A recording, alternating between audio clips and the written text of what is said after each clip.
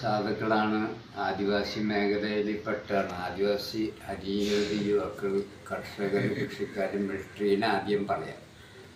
അവരുടെ ഇതാണ് നമ്മുടെ ഏറ്റവും മത്സ്യത്തൊഴിലാളികൾ. സാധാരണക്കാരനൊന്നും നമ്മളുടെ സാധുക്കളെ ഇത് ഏത് ആളും ഈ പ്രസംഗത്തിൽ പാവപ്പെട്ടവരെയാണ് ഇഷ്ടം. പാവപ്പെട്ടവരായിട്ടാണ് നമ്മൾ ജനിക്കുക. പിന്നീടാണുള്ളത് നമുക്ക് പണ സൗന്ദര്യം എല്ലാം പറഞ്ഞ. അപ്പം സാധുക്കളുടെ ഒരു ഇതാണ്. ഞാൻ സാധുവാണ്. സാധുക്കളും ആയിട്ടുള്ളവർക്കാണ് മഹാന്മാർക്ക് ഇഷ്ടം. എത്രയോ തങ്ങളും മുസ്ലിം മുല്ലാഖുസാദ്, അച്ഛൻ പുരോഹിത, ശാന്തി കപ്പേരി, DSPമാർ, അഡ്വക്കറ്റുമാർ, ഡോക്ടർമാർ, എൻജിനീയർ, IAS, IPS കാരൊക്കെ സാധുക്കളായ നമ്മൾ ഇഷ്ടപ്പെടുന്നു. പാവപ്പെട്ടവരായിട്ടാണ് ആദ്യം നമ്മൾ. അവർക്കൊക്കെ അറിയാം പണക്കാർ. അപ്പോൾ അടുത്ത് നമ്മളുടെ രാഷ്ട്രീയത്തിൻ്റെ ശില്പിയെ ശ്രീ തേവയ്ക്കൽ നാരായണൻ, ശ്രീമാൻ തേവയ്ക്കൽ നമ്മളോട് സംസാരിക്കുന്നു.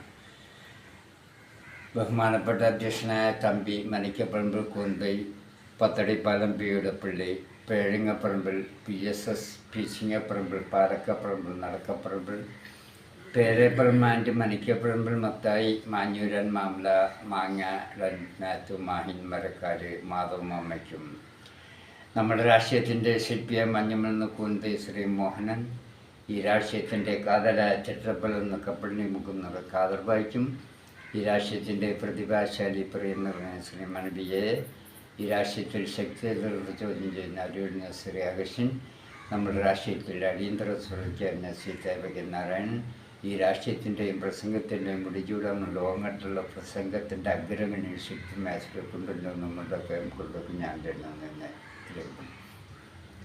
കൂടാതെ വേറൊരു കാര്യം പറയാൻ മറന്നുപോയി. നോട്ടീസിൽ പറഞ്ഞ് 4:90 എത്താമെന്നായിരുന്നു. മണിക്കൂറിൽ പലതും കടന്നതിൽ വളരെയധികം വേദന ദുഃഖങ്ങളും എന്നേക്കായും കൂടുതൽ നിൽക്കേണ്ടത് തന്നെയല്ല. 5 സ്റ്റേജിൽ കയറി വളരെ ദുഃഖം ചുമന്ന 6ാമത്തെ സ്റ്റേജ് നിങ്ങളുടെ മുമ്പിൽ ഈ അവസരത്തിൽ പോലും എത്തുമെന്ന് പ്രതീക്ഷയില്ല. പിന്നെ എത്തിയതെന്നാണ് വേണം. മൊത്തം 12 സ്റ്റേജാണ്.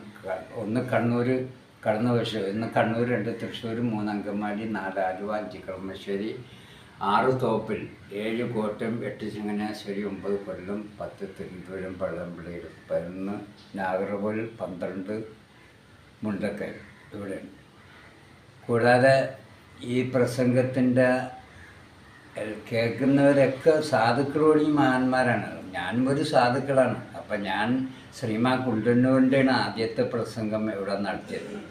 കാരണം ഞാനെല്ലാം കൊണ്ടൊരു താഴ്ന്ന പട്ടിയാണെന്ന് അറിയാല്ല. കഴിവില്ല, പണമില്ല, സൗന്ദര്യമില്ല, വിദ്യാഭ്യാസമൊന്നുമില്ല, ഒരു സോഡാക്കുപ്പിടെ എടുത്ത് വെക്കുക. അപ്പം ഞാൻ വേണ്ട പ്രസംഗിക്കണ്ടെന്ന് പറഞ്ഞു. അപ്പോൾ ഇവിടുത്തെ നാട്ടുകാർ പറഞ്ഞ് നിങ്ങൾ ആണ് ശില്പികൾ എന്നൊക്കെ അവർ പറഞ്ഞു. നിങ്ങൾ സംസാരിക്കും, നിങ്ങൾ സോഡാക്കുപ്പിടെ എടുത്ത് പോലെയൊന്നും ആരും പറയില്ല, നിങ്ങൾ പ്രസംഗിക്കും. പാവപ്പെട്ട് ആരും പ്രായം കൂടിക്കൂടിയാണ്. ഇപ്പം എനിക്ക് 73 വയസ്സായി. അതുകൊണ്ട് കുഴപ്പമില്ല, എല്ലാവരും പ്രായം. അപ്പം ഞാൻ പറഞ്ഞ് പ്രസംഗിക്കാൻ അക്ഷരങ്ങൾ ക്ലിയറാവുള്ളൂ. വേണ്ട, എല്ലാവരും പ്രായമുണ്ടല്ലേ. നിങ്ങളെക്കാളും വലിയ ആൾക്കാരുടെ VS Achuthanandan sir, Pinarayi Vijayan sir, P Rajeev sir, അങ്ങനെ എല്ലാവരും. അപ്പം അതുകൊണ്ട് നിങ്ങൾ അങ്ങനെ ഞാൻ ആദ്യം സംസാരിക്കുന്നത്. വേറെ കൂടാതെ ആദ്യമായിട്ട് ഞാൻ പറഞ്ഞുള്ളൂ ശ്രീമാൻ കുണ്ടന്നൂരിൻ്റെ പ്രസംഗമുണ്ട്.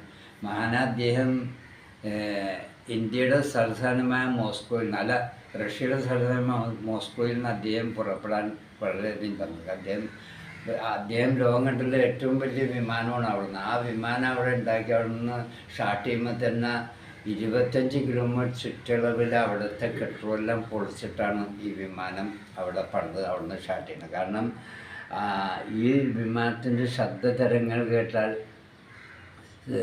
ഗർഭിണികൾക്കും ബുദ്ധിമുട്ടായിരുന്നു. അപ്പോൾ ഇവിടെ ആ വിമാനം അരൂർ ഇറക്കാൻ തീരുമാനിച്ചു. അരൂരിന് 25 കിലോമീറ്റർ ചുറ്റളവിൽ അവിടെ ഈ വിമാനം ഇറക്കാൻ. അപ്പോൾ അവിടെ കെട്ടിടമെല്ലാം പൊളിക്കണം. അതുകൊണ്ട് സമ്മതിച്ചു. ലോകത്തിലുള്ള ഏറ്റവും വലിയ വിമാനമല്ല. ഈ ശബ്ദം കേട്ടാൽ ഗർഭിണികൾ പോലും ഞാൻ പറഞ്ഞല്ല ബുദ്ധിമുട്ടാവും. അതിന് വേണ്ടി അങ്ങനെ 25,000 അടി ഭൂമിയിൽ നിന്ന് അകലെ വെച്ച് പാരച്ചൂട്ടിൽ ഇറങ്ങണം ഇവിടുത്തെ അറിയുന്ന ആൾക്കാർ. അങ്ങനെയുള്ള, അല്ലാതെ വിമാനം ഇവിടെ താഴെ ഇറക്കാൻ പറ്റില്ല. കെട്ടിടമൊക്കെ പൊട്ടും, ആൾക്കാർക്ക് അപ്പം ശബ്ദം അറിയാമല്ല നമുക്ക്. അപ്പം ശ്രീമാൻ കുണ്ടന്നൂരിൻ്റെ ഇതാണ് നമ്മൾ ആദ്യം. അപ്പം കുണ്ടന്നൂരിൻ്റെ കഥ നിങ്ങൾക്ക് അറിയാലോ. അദ്ദേഹം വരുമ്പോൾ തന്നെ പറയും കുണ്ടന്നൂരിൻ്റെ കഥ. അപ്പോൾ അദ്ദേഹം പറഞ്ഞ ഞാൻ പറയുന്നു, ഞാൻ തന്നെ പറയാം. ഞാൻ ഏറ്റവും വലിയ എൻ്റെ കുണ്ടന്നൂർ ഞാൻ ജനിച്ചാണ് പഠിക്കാറ്. അപ്പം അദ്ദേഹത്തിൻ്റെ ജീവിതം എന്ന് പറഞ്ഞാൽ വളരെയധികം കടപ്പെട്ട ഒരാളാണ്. 1918 ഡിസംബർ 28 കണ്ണൂർ ജില്ലയിൽ ഒരു മൺപാത്രക്കാരനാണ് ശ്രീമാൻ. അദ്ദേഹത്തിൻ്റെ മകനായ ശ്രീമാൻ ഇദ്ദേഹം ജനിച്ചപ്പോൾ ആരെയും നൂലിഴ പോലും ഉണ്ടായിരുന്നില്ല. തന്നെ പ്രസവിച്ചപ്പോൾ തൻ്റെ ശരീരബന്ധം പോലും ഉണ്ടായിരുന്നത് ഒരു ചോര കുഞ്ഞാണ്.